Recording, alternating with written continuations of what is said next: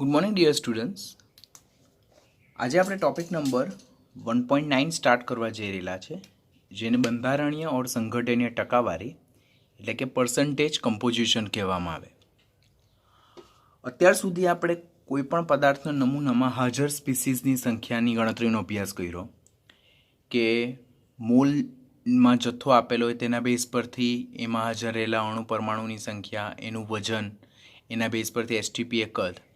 એવી જ રીતે પદાર્થનું કદ આપેલું હોય એસટીપી, એના બેઝ પરથી પૈસા વર્ષા બીજા બધા ફેક્ટરની ગણતરી. તો એ કેલ્ક્યુલેશનના પર આપણે ફોકસ કર્યું હતું. પરંતુ ઘણી વખત આપણે સંયોજનમાં રહેલા તત્વોના ટકા પણ જાણવા જરૂરી બને છે. કે ધારો કે આપણને કોઈ એક નવું ઓર અજ્ઞાત સંયોજન આપવામાં આવેલું હોય તો એ અજ્ઞાત સંયોજનને લગતા આપણા મનમાં કયા કયા પ્રશ્નો ઉદ્ભવી શકે.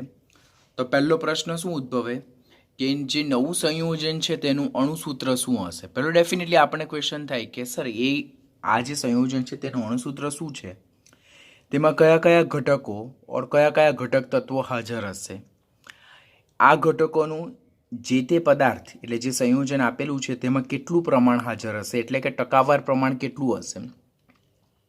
તો કોઈ પણ નવા સંયોજન વિશે આપણને આવા બેઝિક ક્વેશ્ચન જનરેટ થતા હોય છે.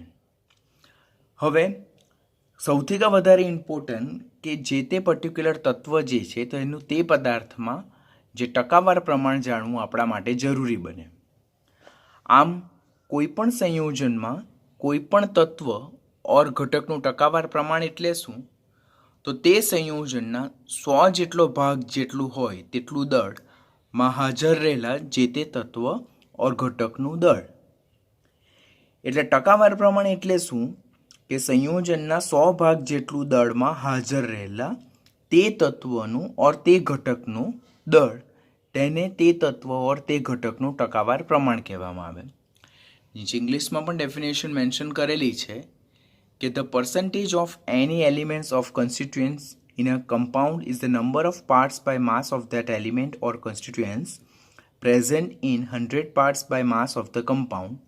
એનો મતલબ એવો જ થાય કે સંયોજનનું 100 ભાગ જેટલું દળ આપેલું હોય તેટલા દળમાં તે પર્ટિક્યુલર તત્વ ઓર ઘટકનું જે દળ હાજર હોય તેને તે તત્વ ઓર તે ઘટકનું ટકાવાર પ્રમાણ કહેવામાં આવે છે. કોઈપણ તત્વ ઓર ઘટકનું ટકાવાર પ્રમાણ જો જાણવું હોય તો એના માટે આપણે 2 સ્ટેપ ફોલો કરવાના હોય. સ્ટેપ નંબર 1 કે તે સંયોજનનું આણ્વીય દળ શોધવાનું, જેને જ આપણે મોલર દળ પણ કહીએ, કે પર્ટિક્યુલર સંયોજનના 1 મોલ જેટલા જથ્થાનું આપણે દળ શોધવાનું, જેને મોલર દળ કહેવામાં આવે. અને સ્ટેપ નંબર 2 કે નીચે જે સૂત્ર મેન્શન કરેલું છે એ સૂત્રની મદદથી તે સંયોજનમાં હાજર રહેલા તત્વ ઓર ઘટકનું ટકાવાર પ્રમાણ શોધવાનું. અને એ સૂત્ર કયું છે કે તત્વ ઓર ઘટકનું ટકાવાર પ્રમાણ એ આપેલ સંયોજનમાં તે તત્વ ઓર ઘટકનું દળ ડિવાઇડેડ બાય સંયોજનનું મોલર દળ અને ગુણ્યા 100. હવે આ સૂત્ર કેવી રીતે આવે છે તો આના બેઝ પરના એટલે કે પર્સન્ટેજ કમ્પોઝિશન એટલે કે ટકાવાર પ્રમાણ શોધવા માટેના જે ન્યુમેરિકલ્સ જે છે તો તે સોલ્વ કરવા માટેના જે આપણે સ્ટેપ જોઈશું તેના બેઝ પરથી આ સૂત્ર કેવી રીતે ડિરાઈવ થાય તે હું શીખવીશ. પણ ઓન એન એવરેજ બધાએ આ સૂત્ર તો ખાસ યાદ રાખવાનું કે જ્યારે પણ આપણને ટકાવાર પ્રમાણ આપવામાં આવે તો પહેલું આપણે શું કરવાનું, ફર્સ્ટ સ્ટેપ શું હશે આપણું ઇમ્પોર્ટન્ટ, કે તે સંયોજનનું આણ્વીય દળ શોધી કાઢવાનું, જેને મોલર દળ કહેવામાં આવે. બીજું ઇમ્પોર્ટન્ટ સ્ટેપ શું હશે કે તે સંયોજનમાં જે તે તત્વનું ઓર ઘટકનું ટકાવાર પ્રમાણ શોધવા માટેનું સૂત્ર લખવાનું. અને તે સૂત્ર શું છે કે તત્વ ઓર ઘટકનું આપેલ સંયોજનમાં ટકાવાર પ્રમાણ એ તે સંયોજનમાં તે તત્વનું દળ બરાબર ડિવાઇડેડ બાય સંયોજનનું મોલર દળ અને ગુણ્યા 100. ઓન એન એવરેજ બધા સ્ટુડન્ટ્સે, એ બોર્ડનું સ્ટુડન્ટ્સ હોય કે કોમ્પિટિટિવ બેઝનું સ્ટુડન્ટ્સ હોય, બધાએ આ સૂત્રને ટકાવાર પ્રમાણ શોધવા માટે ખાસ યાદ રાખવાનું. This is important equation. તો ટકાવાર પ્રમાણનું આપણે બેઝિક ઇન્ફોર્મેશન અટેન કર્યું કે ટકાવાર પ્રમાણ શું છે. તો અત્યાર સુધી આપણે અણુ પરમાણુ, પ્રોટોન, ન્યુટ્રોન, ઇલેક્ટ્રોનની સંખ્યાને લગતી કેલ્ક્યુલેશન જોઈ. પરંતુ જ્યારે આપણને કોઈક નવું સંયોજન આપવામાં આવે તો તે સંયોજનનું અણુસૂત્ર જાણવું જરૂરી બને, તેમાં હાજર રહેલા ઘટક તત્વો કયા કયા છે તે જાણવા જરૂરી બને, તેમનું બંધારણીય ટકાવાર પ્રમાણ કેટલું છે તે જાણવું જરૂરી બને, કારણ કે એના બેઝ પરથી આપણે ફર્ધર કેલ્ક્યુલેશન કરી શકીએ છીએ. કારણ કે ટકાવાર પ્રમાણ જો જાણતા હોય તો પદાર્થની જે શુદ્ધતા જે છે, પ્યોરિટી જે છે તે જાણી શકાય. સેકન્ડ, જો ટકાવાર પ્રમાણ જાણતા હોય તેના બેઝ પરથી પદાર્થનું અણુસૂત્ર શોધી શકાય. બરાબર, પ્રમાણસૂચક સૂત્ર શોધી શકાય, પ્રમાણસૂચક સૂત્ર દળ, આણ્વીય દળ જાણી શકાય, જે આપણે નેક્સ્ટ લેક્ચરમાં ડિસ્કશન કરશું. માટે the basic thing is what here કે પહેલાં તો નવા સંયોજનમાં હાજર રહેલા જે તે તત્વો ઓર ઘટકનું ટકાવાર પ્રમાણ જાણવું જરૂરી બને. અને એ ટકાવાર પ્રમાણ એટલે શું? તો જે તે સંયોજનના 100 પાર્ટ્સ જેટલું દળ, એટલે કે 100 ભાગ જેટલા દળમાં હાજર રહેલા જે તે તત્વ ઓર ઘટકનું દળ, તેને તે તત્વ ઓર ઘટકનું ટકાવાર પ્રમાણ કહેવામાં આવે. અને ટકાવાર પ્રમાણ શોધવા માટે કેટલા સ્ટેપ છે? 2 સ્ટેપ છે. પહેલાં તો સંયોજનનું મોલર દળ શોધો અને બીજું ટકાવાર પ્રમાણ શોધવા માટેનું સૂત્ર એપ્લાય કરો. ટકાવાર પ્રમાણ શોધવા માટેનું સૂત્ર શું છે કે જે ઘટક ઓર તત્વોના ટકાવાર પ્રમાણ શોધવાના હોય તે ઇક્વલ ટુ સંયોજનમાં તે તત્વ ઓર ઘટકનું દળ ડિવાઇડેડ બાય સંયોજનનું મોલર દળ ને ગુણ્યા 100. હવે આપણે આના બેઝ પરથી કેલ્ક્યુલેશન સ્ટાર્ટ કરીએ. હવે જો આપણે ન્યુમેરિકલ સ્ટાર્ટ કરીએ તો કે એમોનિયા NH3 માં નાઇટ્રોજન અને હાઇડ્રોજનનું ટકાવાર પ્રમાણ જણાવો. તો વ્યાખ્યા અનુસાર કોઈપણ તત્વ ઓર કોઈપણ ઘટકનું જે તે સંયોજનમાં ટકાવાર પ્રમાણ એટલે શું? તો તે સંયોજનના 100 ગ્રામ જેટલા દળમાં તે તત્વ ઓર ઘટકનું જે તે દળ, તો તેને તે તત્વ ઓર તે ઘટકનું ટકાવાર પ્રમાણ કહેવાય. બરાબર છે? વ્યાખ્યા આપણે ઓલરેડી અત્યારે તત્વ ઓર ઘટકનું ટકાવાર પ્રમાણ વિશે લર્ન કરી. તો અહીંયા આપણને કીધું છે કે એમોનિયામાં નાઇટ્રોજન અને હાઇડ્રોજનનું ટકાવાર પ્રમાણ જણાવો. હવે પહેલાં તો આપણે સ્ટેપ નંબર 1માં શું કરવાનું થાય? સ્ટેપ નંબર 1માં એમોનિયાનું મોલર દળ ફાઇન્ડ કરવાનું થાય. એમોનિયાનું મોલર દળ શોધવું, સ્ટેપ નંબર 1. હવે એમોનિયાનું મોલર દળ કેવી રીતે શોધાય? તો જે રીતે આપણે અણુભાર ઓર આણ્વીય દળ શોધીએ છીએ. તો 1 મોલ એમોનિયામાં 1 નાઇટ્રોજન, નાઇટ્રોજનનો પરમાણુ ભાર પ્લસ 3 ઇન્ટુ હાઇડ્રોજનનો પરમાણુ ભાર. હવે નાઇટ્રોજનનો પરમાણુ ભાર 14.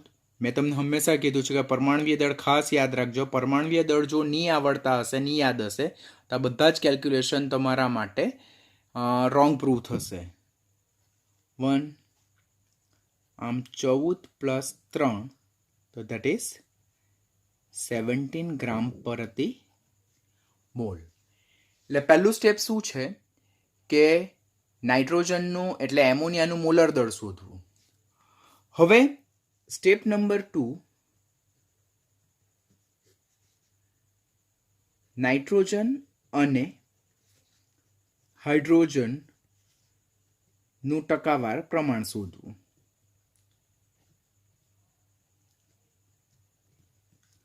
તો ટકાવાર પ્રમાણ શોધવા માટે પહેલા મેથડ 1. મેથડ 1માં આપણે કેવી રીતે જવાનું? વ્યાખ્યા અનુસાર જવાનું. વ્યાખ્યા અનુસાર શું કહેવામાં આવ્યું છે આપણને કે એમોનિયા, 1 મોલ એમોનિયા જેનું મોલર દળ કેટલું છે? 17 ગ્રામ છે. તો 17 ગ્રામ એમોનિયામાં આપણી પાસે 1 નાઇટ્રોજન પરમાણુ છે, એટલે કે જેનું પરમાણુય દળ કેટલું છે? 14 છે. તો આપણે અહીંયા રાઈટ કરીએ કે 17 ગ્રામ એમોનિયા એ 14 ગ્રામ નાઇટ્રોજન ધરાવે છે.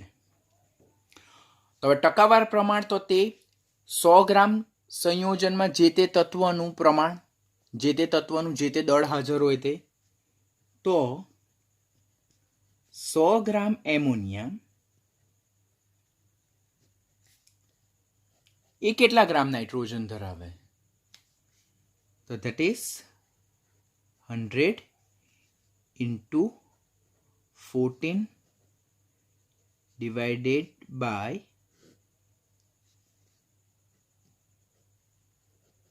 17 ગ્રામ. બરાબર છે. આ ગ્રામ ગ્રામ કેન્સલ થાય એટલે આપણો 14 ડિવાઇડેડ બાય 17 ઇન્ટુ 100 તો તે કેટલું આવે 82.35%. 82.35%. હવે આ જે સૂત્ર છે આ વસ્તુ છે તો તે ઓલરેડી આપણે અત્યારે લર્ન કર્યું તે કે મેથડ નંબર 2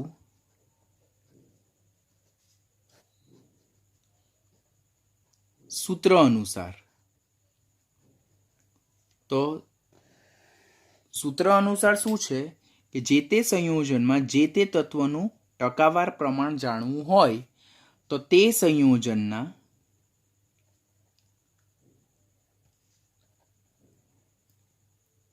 એક મોલમાં તે તત્વનું દળ ડિવાઇડેડ બાય સંયોજનનું મોલર દળ ને ગુણ્યા 100. આ ઇક્વેશન આપણે જોયું અત્યારે. હવે 1 મોલ એમોનિયામાં કેટલા ગ્રામ નાઇટ્રોજન હાજર છે તો 1 મોલ એમોનિયા એ 14 ગ્રામ નાઇટ્રોજન ધરાવે છે. તો 14 સંયોજનનું મોલર દળ કેટલું 17 ઇન્ટુ 100 તો ધેટ ઇઝ ઓલ્સો 82.35%. એટલે મેં અત્યારે તમને કીધું કે આ સૂત્ર આવે કેવી રીતે તો આ સૂત્ર ડેફિનેટલી આ પદ પ્રમાણે જ આવે, વ્યાખ્યા અનુસાર જ આવે. આ પદ જો અને આ પદ જો બંને કેલ્ક્યુલેશન કેવી છે સેમ છે. તો જેને જે કેલ્ક્યુલેશન વધારે ઇઝી લાગે તો તે પ્રમાણે એ કેલ્ક્યુલેશનમાં ફર્ધર મૂવ કરી શકે છે. તો મેથડ નંબર 1 અને મેથડ નંબર 2માં આપણે નાઇટ્રોજનની ગણતરી જોઈ. હવે મેથડ નંબર 1 થી આપણે હાઇડ્રોજનની ગણતરી જોઈએ કે 17 ગ્રામ એમોનિયા એ માં 3 હાઇડ્રોજન છે એટલે કે 3 ગ્રામ હાઇડ્રોજન ધરાવે. તો 100 ગ્રામ એમોનિયા એ કેટલા ગ્રામ હાઇડ્રોજન ધરાવે તો 3 divided by 17 into 100 so that is 17.65%. અને મેથડ નંબર 2 થી જો જોઈએ તો પર્સન્ટેજ ઓફ હાઇડ્રોજન એટલે એમોનિયાના એક અણુમાં હાઇડ્રોજનનું કુલ દળ ડિવાઇડેડ બાય સંયોજનનું મોલર દળ અને ગુણ્યા 100.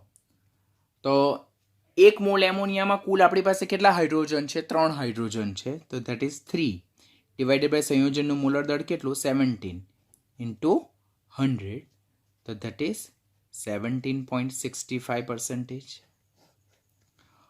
હવે તમે જે આન્સર લાવ્યા છો તો તે સાચું છે કે ખોટું છે તે જો તમારે વેલિડ ગણવું હોય તો એમોનિયા જે છે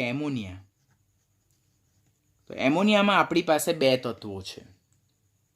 એક છે નાઇટ્રોજન તત્વ અને બીજું છે હાઇડ્રોજન તત્વ. તો બંનેના ટકાવાર પ્રમાણનો સરવાળો 100 થાય તો તમારો જે પર્સન્ટેજ પ્રપોઝિશન નાઇટ્રોજન અને હાઇડ્રોજનનું શોધેલ છે તો સાચું થાય.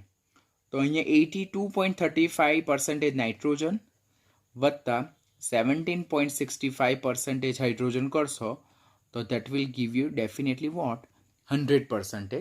તો that means તમારો આન્સર કેવો છે સાચો છે. હવે નેક્સ્ટ જોઈએ આપણે તો યુરિયા કે જેનું અણુસૂત્ર જે છે તો that is NH2CO NH2 છે. તો યુરિયામાં percentage of nitrogen, percentage of carbon, percentage of oxygen and percentage of hydrogen. તો એવો ક્વેશ્ચન આપણને કીધું છે. તો સ્ટેપ નંબર 1 માં શું હશે? તો સ્ટેપ નંબર 1 તેમાં આપણે યુરિયાનું મોલર દળ ફાઇન્ડ કરવાનું રહેશે.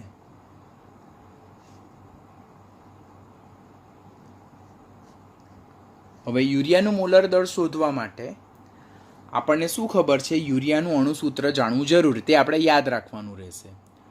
હવે એક યુરિયાના એક અણુમાં આપણી પાસે 2 નાઇટ્રોજન છે, તો 2 ઇન્ટુ નાઇટ્રોજનનું પરમાણુય દળ પ્લસ 4 ઇન્ટુ હાઇડ્રોજનનું પરમાણુય દળ પ્લસ 1 ઇન્ટુ કાર્બનનું પરમાણુય દળ પ્લસ 1 ઇન્ટુ ઓક્સિજનનું પરમાણુય દળ.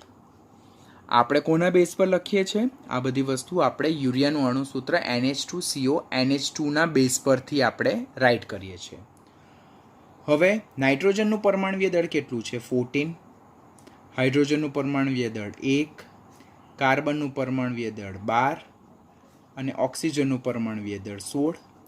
તો 14 ઇન્ટુ 2 28 પ્લસ 4 પ્લસ 12 પ્લસ 16 એના બેઝ પરથી આપણને શું મળે?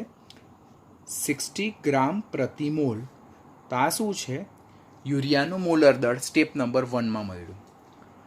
હવે મોલર દળ શોધાઈ ગયા બાદ સ્ટેપ નંબર 2 જે તે તત્વ જે છે તો તેના પર્સન્ટેજ ફાઇન્ડ કરવાના. તો આપેલા સંયોજનમાં આપણે અત્યારે જ સૂત્ર જોયું તે અનુસાર કે આપેલ સંયોજનમાં જે તે તત્વનું ટકાવાર પ્રમાણ જો શોધવું હોય તો તે તત્વનું ટકાવાર પ્રમાણ જાણવા માટે તે સંયોજનના 1 મોલમાં તે તત્વનું કુલ દળ ડિવાઇડેડ બાય તે સંયોજનનું મોલર દળ અને ગુણ્યા 100. આ ઇક્વેશન આપણે કમ્પલસરી યાદ રાખવાનું રહેશે. ઇક્વેશન જો આપણને યાદ રહી જાય તો એના બેઝ પરથી ફર્ધર કેલ્ક્યુલેશન આપણી એકદમ ઇઝી થઈ જશે. કે જેમ કે આપણે જોઈએ તો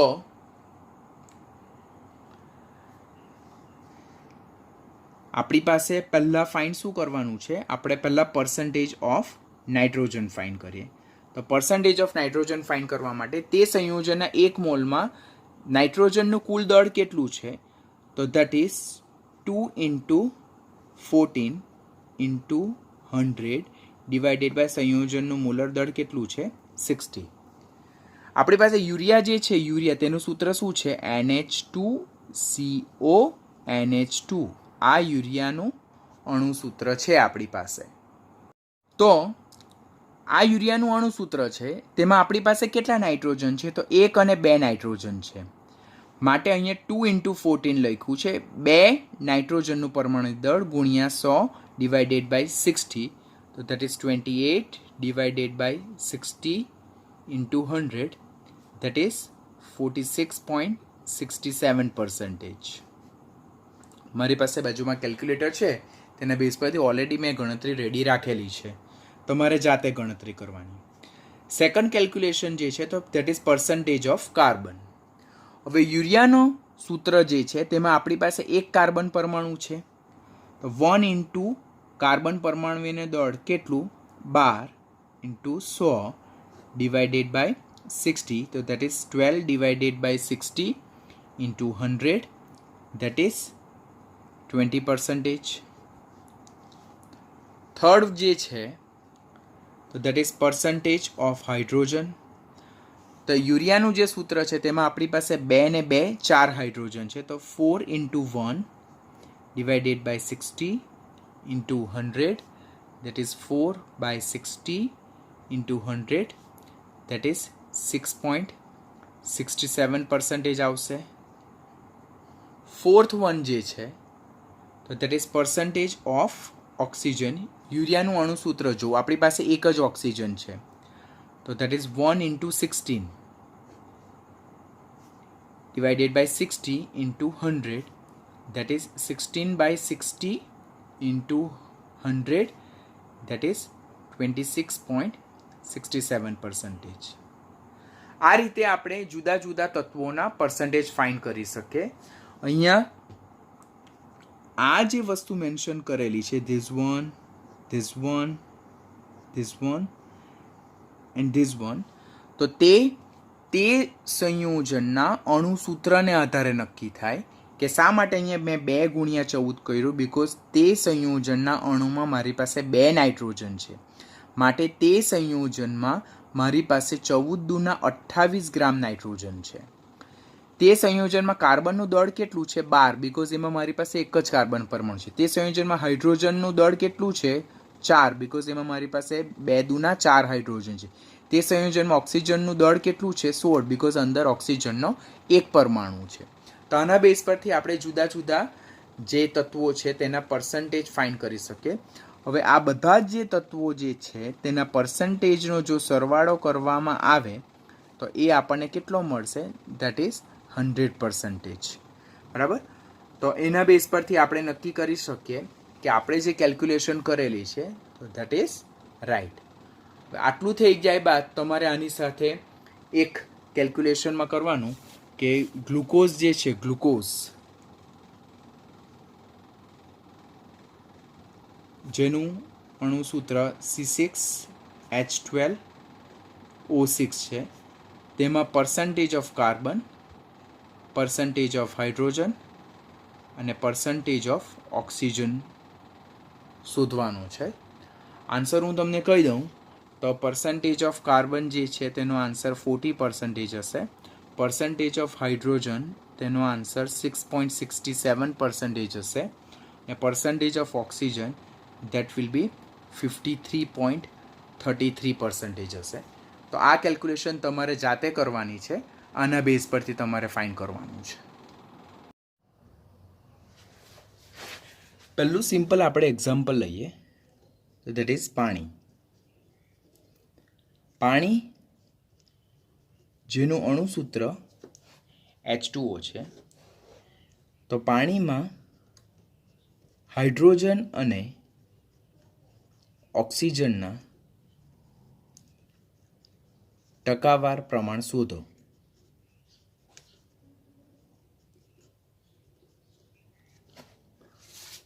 આવો આપણને ક્વેશ્ચન પૂછવામાં આવેલો છે. પહેલાં તો ટકાવાર પ્રમાણ શોધવા માટે જે તે સંયોજનનું આણ્વીય દળ જાણવું જરૂરી બને, મોલર દળ જાણવું જરૂરી બને. તો પાણીનું મોલર દળ કેવી રીતે શોધાય, તો 2 ×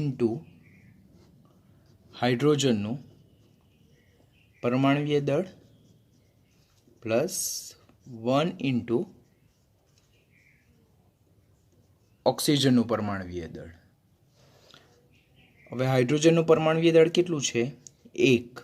જનરલી ઇટ્સ 1.008, પણ આપણે 1 લઈએ સરળતા માટે, લઈ શકાય. 16, તો દેટ ઇઝ 18. એટલે પાણીનું મોલર દળ કેટલું છે તો that is 18 gram per mall. એટલે 1 મોલ પાણીનું દળ કેટલું છે 18 ગ્રામ. હવે ટકાવાર પ્રમાણ શોધવા માટેનું સૂત્ર આપણે શું જોયું કે હાઇડ્રોજનના ટકાવાર પ્રમાણ, તો જે તે સંયોજનમાં હાઇડ્રોજનનું દળ,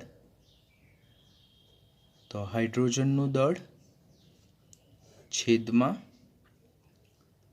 સંયોજન તરીકે અહીંયા શું છે પાણીનું મોલર દળ ને ગુણ્યા 100. હવે પાણી જે છે તો તેમાં આપણી પાસે કેટલા હાઇડ્રોજન છે 2. એટલે આપેલ સંયોજન જે પાણી જે છે તેના 1 મોલ નમૂનામાં હાઇડ્રોજનનું દળ કેટલું છે તો તે 2 છે. બરાબર. અને સંયોજનનું મોલર દળ કેટલું છે 18, તો 2 divided by 18 into 100, that is 1/9 into 100, and that is 11.18%. આપણે કોનું ટકાવાર પ્રમાણ શોધ્યું? હાઇડ્રોજનનું ટકાવાર પ્રમાણ શોધ્યું. તેવી જ રીતે જો આપણે ઓક્સિજનનું ટકાવાર પ્રમાણ શોધવું હોય તો ઓક્સિજનનું ટકાવાર પ્રમાણ ઇઝ ઇક્વલ ટુ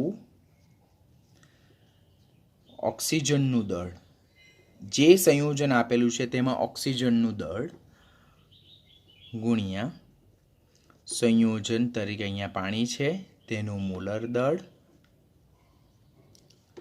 ગુણ્યા 100. હવે પાણીનો 1 મોલ નમૂનો જે છે તેમાં ઓક્સિજનનું દળ કેટલું છે 16 ગ્રામ, તો that is 16 divided by 18 into 100. આપણે પાણી જે લીધું તો પાણીનો એક અણુ જે છે તેમાં કેટલો ઓક્સિજનનો પરમાણુ છે 1, અને એક પરમાણુનું દળ કેટલું, તો દેટ ઇઝ 16, તો 16 ડિવાઇડેડ બાય 18 દેટ ઇઝ 88.79%. આમ પાણીના નમૂનામાં ઓક્સિજનનું ટકાવાર પ્રમાણ કેટલું છે 88.79%. તો આ રીતે આપણે કોઈ પણ સંયોજનમાં જે તે તત્વનું ટકાવાર પ્રમાણ શોધી શકીએ. બીજી વસ્તુ શું કરી શકીએ કે આપણને ટકાવાર પ્રમાણ આપેલું હોય બરાબર, જે તે સંયોજનમાં તે પદાર્થનું દળ, તે તત્વ ઓર ઘટકનું દળ ખબર હોય તો તે સંયોજનનું મોલર દળ પણ ગણી શકીએ.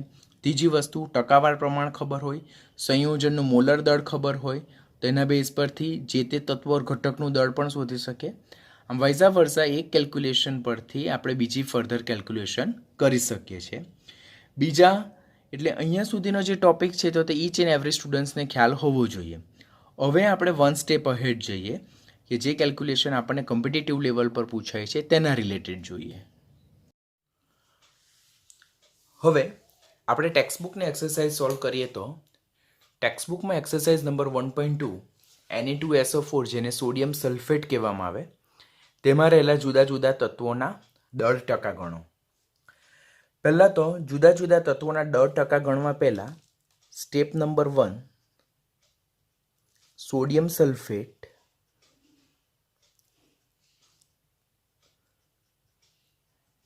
જેનું સૂત્ર છે Na2SO4 તેનું મોલર દળ ગણવું.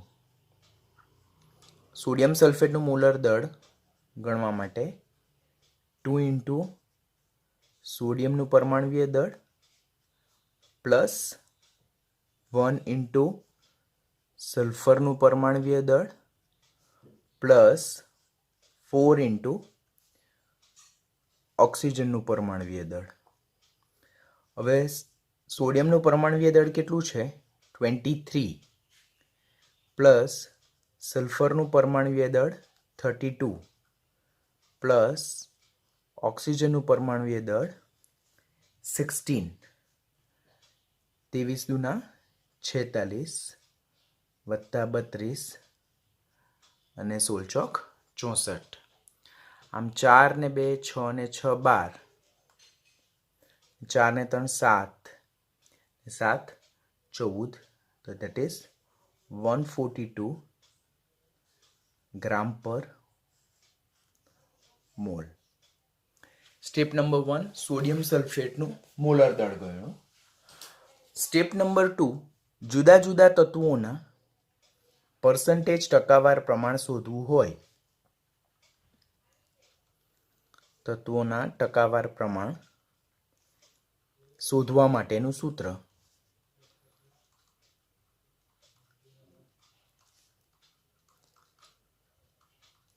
કયું સૂત્ર છે તો તત્વનું ટકાવાર પ્રમાણ ઇઝ ઇક્વલ ટુ તે સંયોજનમાં તે તત્વનું દળ ડિવાઇડેડ બાય સંયોજનનું મોલર દળ અને ગુણ્યા 100. તો આ અત્યારે જ આપણે સૂત્રો જોઈ ગયા છે. હવે પહેલાં આપણે સોડિયમ માટે ફાઇન્ડ કરીએ તો પર્સન્ટેજ ઓફ સોડિયમ.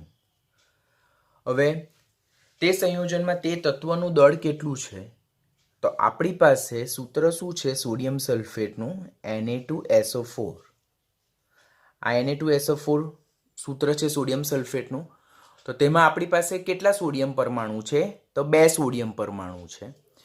તો તે સંયોજનના 1 મોલમાં સોડિયમનું પ્રમાણ કેટલું છે તો 2. તો 2 ઇન્ટુ Na નું પરમાણવીય દળ છેદમાં સંયોજનનું મોલર દળ આપણે ફાઇન્ડ કર્યું કેટલું 142 ગુણ્યા 100. તો 2 ઇન્ટુ સોડિયમનું પરમાણવીય દળ 23 ડિવાઇડેડ બાય 142 ઇન્ટુ 100. 23 દુના 46 divided by 142 into 100 that is 32.39% of sodium is present. પછી એવી જ રીતે પર્સન્ટેજ ઓફ સલ્ફર.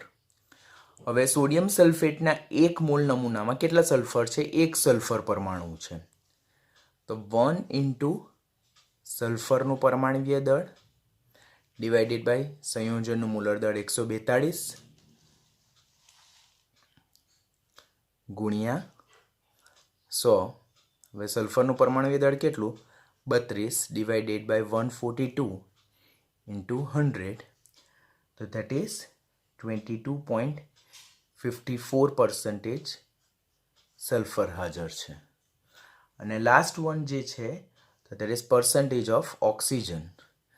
તો સોડિયમ સલ્ફેટમાં આપણી પાસે 4 ઓક્સિજન પરમાણુ છે.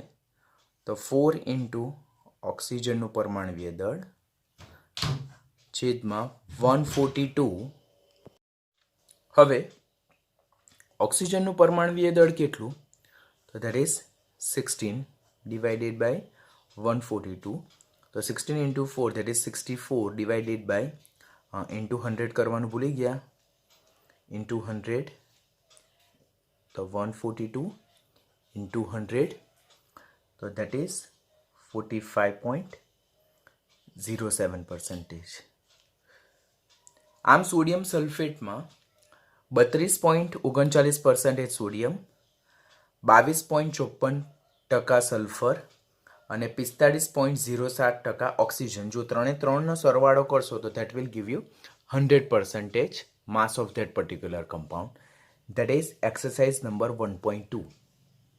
Now exercise number 1.7 કે 100 ગ્રામ કોપર સલ્ફેટ જેનું અણુસૂત્ર CuSO4 છે તેમાંથી કેટલું કોપર મેળવી શકાય.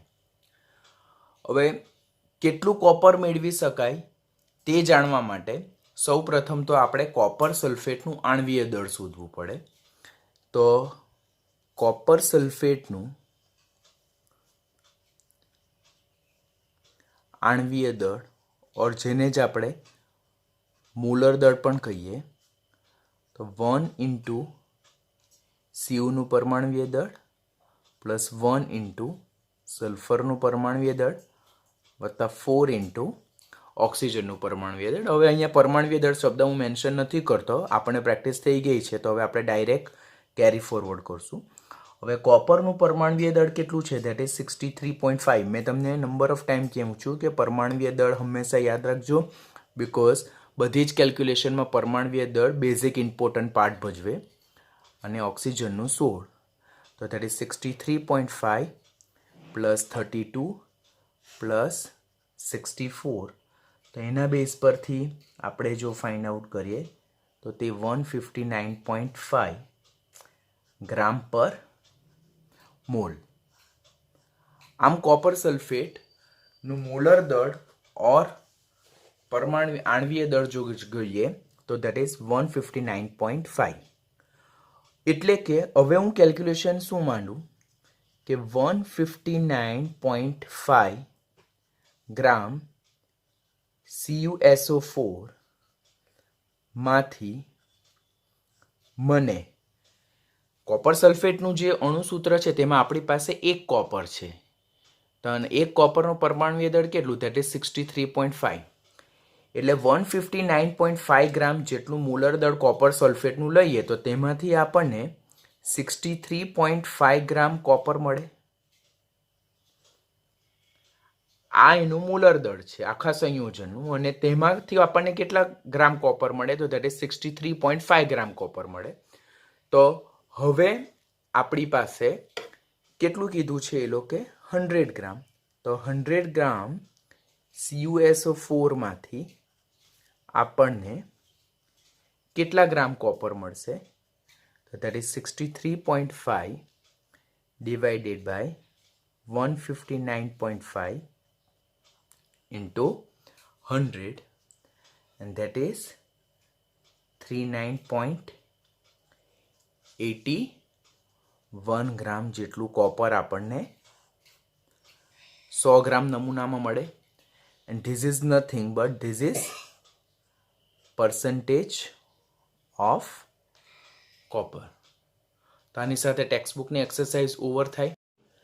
નેક્સ્ટ લેક્ચરમાં આપણે આ જ ટોપિકને કોમ્પિટિટિવ એસ્પેક્ટથી જોઈશું, એટલે કે નીટ બેઝ પર જે આ ટોપિકમાંથી ક્વેશ્ચન જે પૂછાય છે તે ક્વેશ્ચન જોઈશું, as well as competitive base પર આ ટોપિકને કેટલો ટ્વિસ્ટ કરી શકાય તેને રિલેટેડ ક્વેશ્ચન જોઈશું.